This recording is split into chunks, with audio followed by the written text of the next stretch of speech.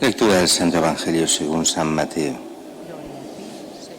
Después de que la gente se hubo saciado, Jesús apremió a sus discípulos a que subieran a la barca y se le adelantaran a la otra orilla, mientras él despedía a la gente. Después de despedir a la gente, subió al monte a solas para orar. Llegada la noche estaba allí solo. Mientras tanto, la barca iba ya muy lejos de tierra, sacudida por las olas, porque el viento era contrario. A la cuarta vela de la noche se les acercó Jesús andando sobre el mar. Los discípulos, viéndole andar sobre el agua, se asustaron y gritaron de miedo, diciendo que era un fantasma. Jesús les dijo enseguida: ánimo, soy yo, no tengáis miedo. Pedro le contestó: Señor, si eres tú, mándame ir a ti sobre el agua. Él le dijo: ven. Pedro bajó de la barca y echó a andar sobre el agua acercándose a Jesús. Pero al sentir la fuerza del viento le entró miedo, empezó a hundirse y gritó: Señor, sálvame.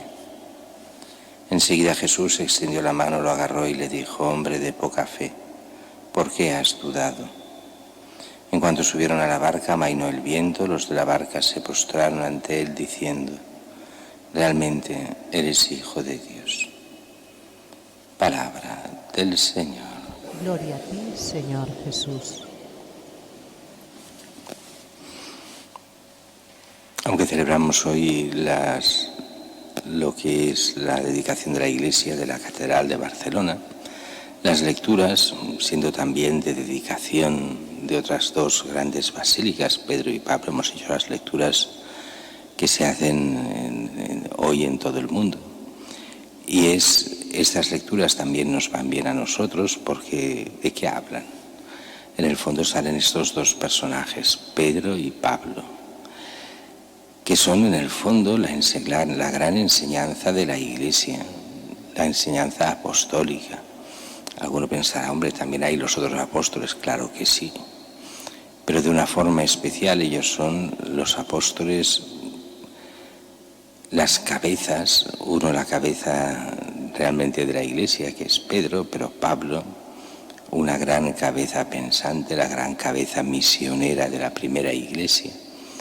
Y en Roma se considera de alguna forma al Papa como sucesor de esos dos grandes apóstoles que murieron en Roma, Pedro y Pablo. Y para nosotros son la gran enseñanza. Si uno se fija bien, aparte de los evangelios, importantísimos, la gran enseñanza es Cristo, faltaría más. Pero los que la transmiten fueron los apóstoles y evangelistas.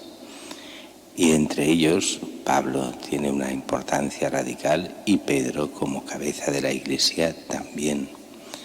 Aunque el grandísimo intérprete realmente de Cristo, y que lo supo coger incluso sin haberlo visto en su predicación aquí en la tierra y conocerlo después, pero es el grandísimo intérprete Pablo de Cristo. Y cuando uno empieza a oír a San Pablo se da cuenta de que nadie como él ha entendido también el Evangelio y a nuestro Señor.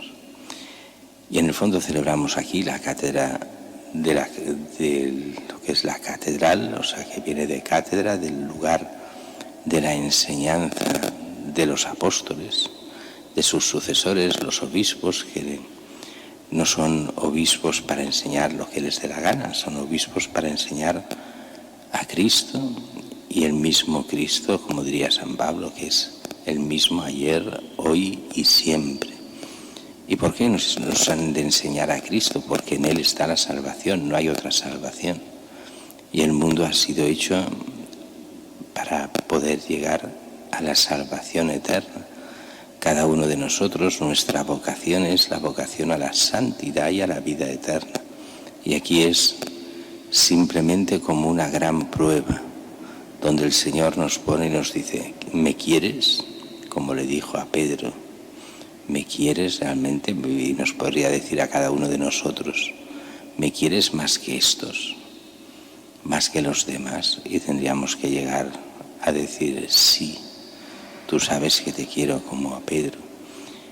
Y en cuanto a Pablo tendríamos que llegar, aunque es mucho más complicado, llegar a ser apóstoles como él, que llevaban a Cristo a todas partes, donde muchos negaban a Cristo y no querían saber nada, pero por la insistencia, por la forma de hacer de Pablo, por su doctrina, pues llevó a tantos a Cristo.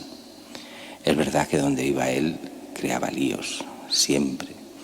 Unos se convertían y los otros lo odiaban a rabiar, pero es el gran apóstol, el gran enviado de Dios, el que nos trae Cristo también hasta nosotros. Pablo, según la tradición, podría haber venido también incluso por aquí, al menos a Tarragona, parece, dicen, bueno, queda todo en los estudios históricos, si fue, si no fue, pero no importa, si llegó o no físicamente, nos llegó con sus escritos, con su obra, nos llegó de tal forma que nosotros hemos llegado a la fe y creemos por la fe de Pedro y de Pablo. Creemos por la fe de los apóstoles, por la fe de la Iglesia, para que nosotros también en Barcelona seamos piedras vivas de Cristo, que edifiquemos la Iglesia y esa Iglesia que tiene como destino la vida eterna.